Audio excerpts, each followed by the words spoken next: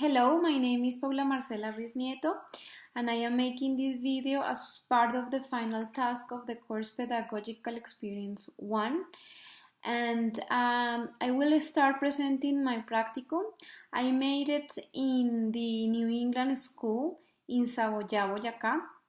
Actually, I work with them this year as teacher for the speaking subject. So basically, I have to teach the speaking ability and develop it with the students from the 6th to the 11th grade, so the whole high school program. I had around 110 students. The biggest group that I had was the 6th grade, and this grade was for me also the most challenging one, as they are not completely teenagers, they are still somehow children, and sometimes they were really active and hectic, and they had also some trouble following instructions.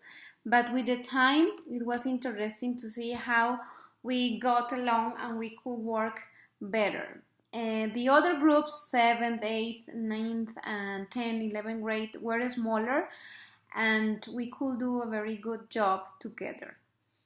I have to say that now that I have worked with them, not only for the 64 hours required by the practicum, but all this time, almost the academic year that I spent with them, I am different, and I see that only theory is not enough to become a good teacher.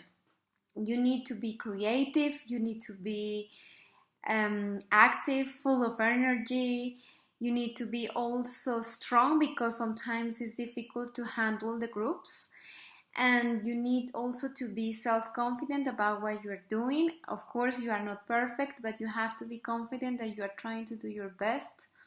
And you need also to set some limits with the children and some compromises so you can do your job.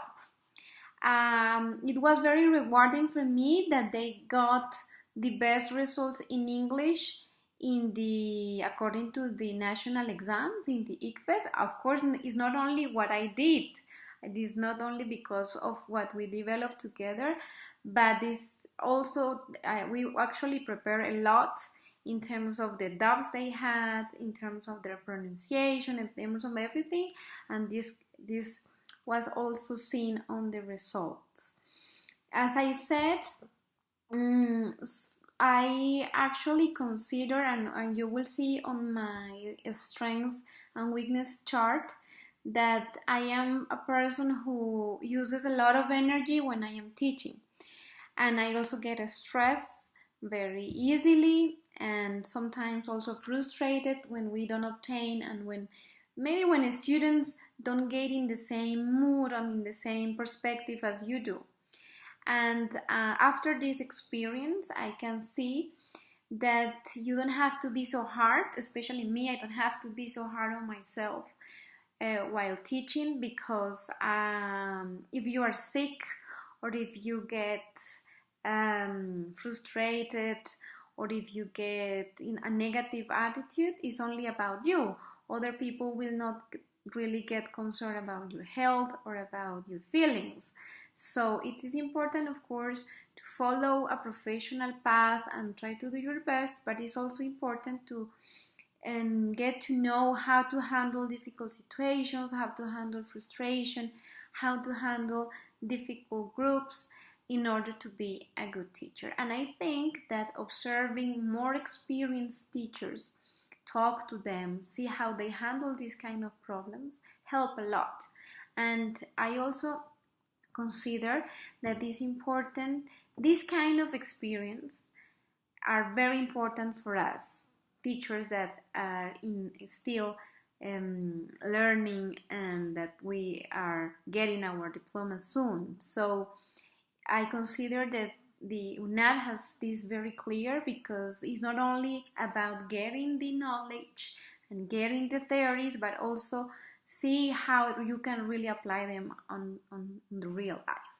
And now, regarding the aspects that are challenging for us teachers, I have evoked some of them, But I think that right now we are facing a group of students that lack of limits. And we, as future teachers, we cannot cover those values or those limits that are not taught at home. So we have to know, and we have to, since the beginning, we have to set some limits. As I said before, we have to organize ourselves, and since the beginning set some rules so students can respect us. And here I also saw something, is that some teachers, because they are trying to have a positive ambience and a positive environment, they get at the same level as the students. And the students, they don't respect these teachers anymore because they treat the teacher as one of them. In my case, I know that I was a little strict sometimes with them, but at least they know how to deal with me, and they respect. I never felt bad or disrespected by one of them, but I saw that, and I think that this is a challenge, because extremes are something that we need to avoid. It's important to be kind with them, but to remain professional and know that you are the tutor, you are the one that is leading them to build their knowledge. We cannot be that friendly or that at the same level with them, because we need to keep a certain distance, a certain professionalism. Otherwise, they will not respect and they will not hear, and we don't want that. And I think that this combined with the lack of the limits that they have from home is something that we need to consider to be also a good teacher. Thank you very much for listening, and I hope that this helps you. Thank you. Bye-bye.